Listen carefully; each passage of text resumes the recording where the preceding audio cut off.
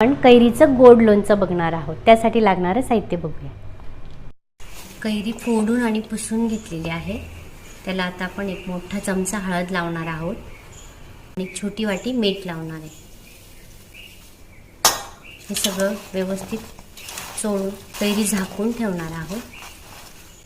4 ते 5 तासानंतर यातलं पाणी काढून सुकायला ठेवणार आहोत. 1 किलो कैरी मी मीठ हळद लावून रात्रभर ठेवून सकाळी वाळवून पुसून घेतलेली आहे.